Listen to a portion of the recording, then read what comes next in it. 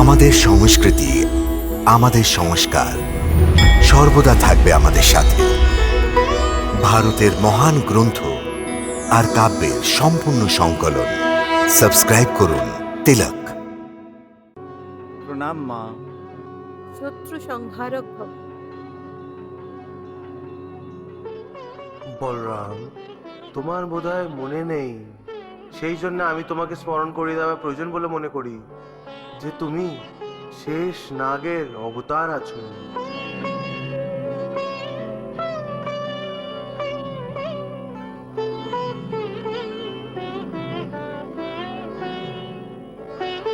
বাসুদেব শ্রীকৃষ্ণ, আমারই একটি রূপ আছে, আমারই একটি অবতার।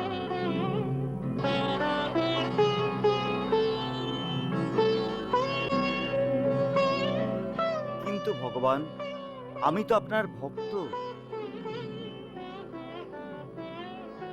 তাহলে এই অবতারে আমি আপনার বড় ভাইয়ের রূপে অবতার কি করে নিয়েছি?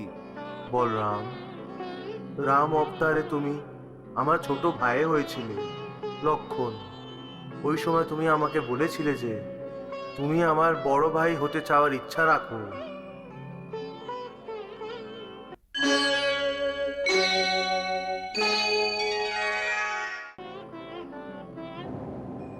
ভগবান, যখন আপনি বিষ্ণু রূপের মাধ্যমে পৃথিবীর বুকে শ্রী রাম রূপে অবতার নিয়েছিলেন, তখন আমি আপনার ছোট ভাই লক্ষণের রূপে আপনার সাথে আপনার সেবার জন্য গেছিলাম। কিন্তু ওই জন্মে আমাকে অনেক দুঃখ সহ্য করতে হয়েছিল। আমার হৃদয় ব্যথায় যার জড়িত হয়ে যায়।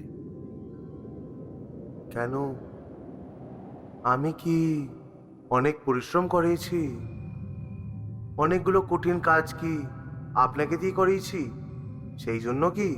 না প্রভু, না, এরকম কথা বলবেন না প্রভু। আমি তো আপনার সত্যিকারের সেবক। কঠিন কাজ এবং পরিশ্রম করে আমার হৃদয়তে ব্যথা হতে পারে না। তাহলে কি কারণ ছিল আপনার ব্যথার? ভগবান, ছোট ভাই হওয়ার কারণে বড় ভাইয়ের প্রত্যেক আজ্ঞার পালন করা আমার ধর্ম ছিল। ওই মর্যাদার পালন করার সময় আমি আপনাকে কয়েকটা ব্যাপারে আটকাতে পারিনি। যদি আমি আপনার বড় ভাই হতাম, তাহলে আমি আপনাকে বনে যেতে এবং ওইখানে খালি পা যাওয়ার কোনোদিন আজ্ঞা দিতাম না।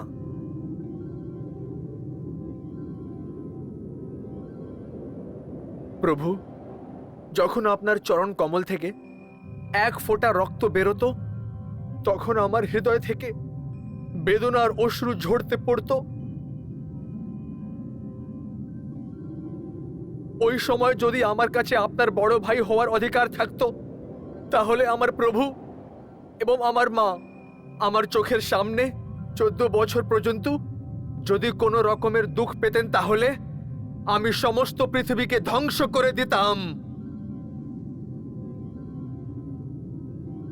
সেই কারণেই প্রভু, আমি আপনাকে এই প্রার্থনা করছি যে এইবার যখন আপনি অবতার ধারণ করবেন, তখন আমাকে বড় ভাই বানিয়ে আপনার সেবা করার অবসর প্রদান করবেন।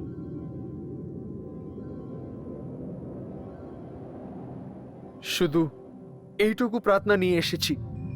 নিজের সত্যিকারের সেবক মনে করে প্রার্থনা স্বীকার করুন, আর আপনি আমাকে মা দেবকীর সপ্তম গর্ভে যাওয়ার জন্য আজ্ঞা দিন।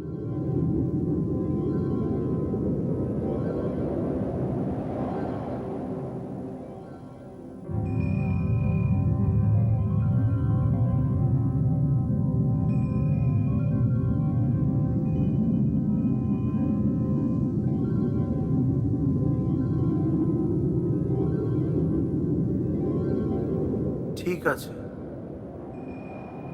তথাস্তু।